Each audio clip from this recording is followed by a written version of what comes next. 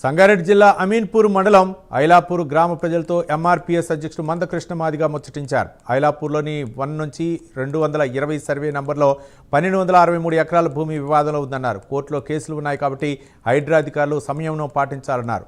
రైతుల్ని భయభ్రాంతులకు గురి చేయడం దారుణమన్నారు. పెండింగ్లో ఉన్న కేసులపై ముఖ్యమంత్రి రేవంత్ రెడ్డి దృష్టి పెట్టాలన్నారు. హైడ్రా పరిధిలో భూ వివాదాల పరిష్కారానికి ప్రత్యేక కోర్టు అవసరం ఉందన్నారు. ఆ అభిప్రాయానికి స్నేహితుడిగా సోదరుడిగా అనుబంధం నాకు 20 ఏళ్ళు ఉన్నది. అనుబంధం మేరకు నా ఒకసారి ఇక్కడ దాకా వెళ్ళొద్దాం రా అంటే వెంటనే కారు ఎక్కా. ఓకే, వీడికి వచ్చినాక ఒక సమస్య ఉన్నదేమో అని చెప్పి నాకు అర్థమవుతుంది. మీరు ఏమి చెప్తే ఆ అభిప్రాయానికి అనుగుణంగా నేను కూడా మీకు ఏదన్నా తోడుండడానికి, అన్యాయం జరిగితే అది అండ ఉండడానికి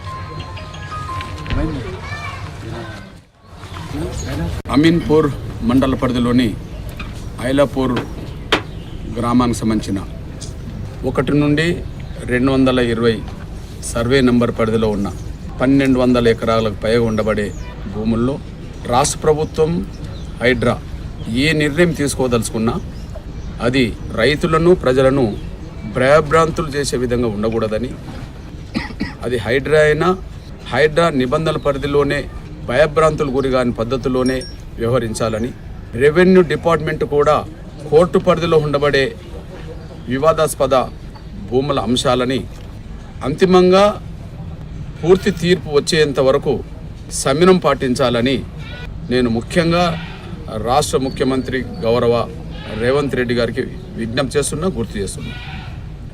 ఈ 220 వరకు ఉండబడే సర్వే నంబర్ పరిధిలో 1 నుంచి ఈ 1200 ఎకరాలకు పైగా ఉండబడే భూముల్లో ఇక్కడ వివాదాస్పదం కానీ కోర్టు పరిధిలో లేని భూముల జోలికి హైడ్రా రావద్దు, ప్రభుత్వం కూడా రావద్దు, రెవెన్యూ డిపార్ట్మెంట్ కూడా రావద్దు.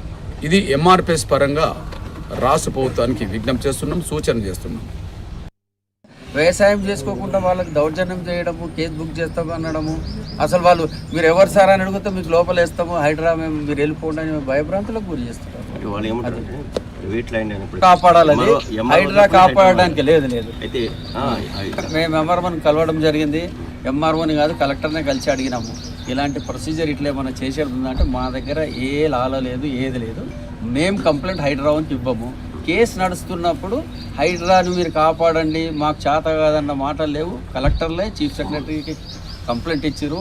వాళ్ళు ఏమంటారు అంటే మేము ఒక P1 లాగా జాబ్ చేస్తున్నాం, కలెక్టర్స్ అందరూ హైడ్రా ఉంటూ పవర్స్ ఫుల్ ఇచ్చేసి వాడు మా మీద వాడు ఆజమాయించి వాడు చలాయిస్తున్నాడు అనేది క్లియర్గా వాళ్ళు చెప్తున్నారు. వాళ్ళు అది అలాంటి నీకు రూల్స్లో ఎక్కడ లేవు.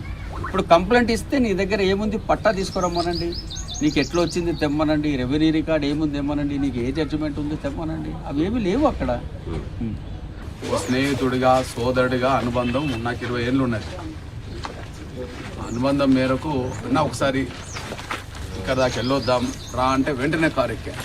ఓకే, వీడికి వచ్చినాక ఒక సమస్య ఉన్నదేమో అని చెప్పి నాకు అర్థమవుతుంది.